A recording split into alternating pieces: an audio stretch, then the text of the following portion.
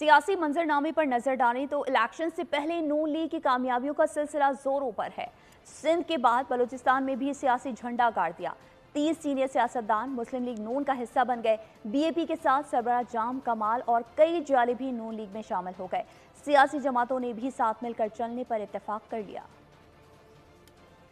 नवाज शरीफ की वतन वापसी, मुस्लिम लीग नून का सियासी वजन दुगना हो गया। बलूचिस्तान को लीगी किला बना दिया। सूबे की 30 बड़ी शख्सियात ने नवाज शरीफ के हाथ पर सियासी बैत कर ली। BAP, BNP Mengal, National Party, PP के साबिक जियाले नून लीग के कैंप में शामिल हो गए। जाम कमाल, मीर सलीम खोसा, नूर मोहम्मद दम्मड़, रबाबा बलेदी, अब्दुल रहमान खेतरान नून लीग के प्लेटफॉर्म पर आ गए। चंगेज मरी, रामीन मोहम्मद हसनी और दीगर भी नून लीग का हिस्सा बन गए। बगैर किसी टर्म के, बगैर किसी चीज़ के पाकिस्तान मुस्लिम लीग के दोस्तों के साथ जा रहे हैं। हाँ, एक मेरा उन दिनों में भी था डिमांड, ये भी थी और अभी भी रहेगी और इंशाल्लाह आगे के लिए भी रहेगी। कोयटा में होने वाली शमूलियत की तकरीब में शहबाज शरीफ और मरियम नवाज भी मौजूद थे। नून लीग मकामी सियासी जमातों के साथ इत्तेहाद के लिए भी सरगर्म है। बीएपी के सरबराह खालिद मकसी और नेशनल पार्टी के सरबराह अब्दुल मालिक बलोच ने भी नून लीगी क़यादत से मुलाकात की। खुशामदीद हमने किया उनको,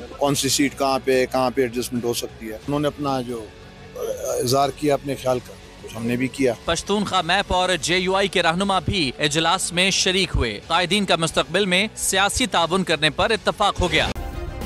सब्सक्राइब करें और बेल दबाएं ताकि कोई खबर रह न जाए।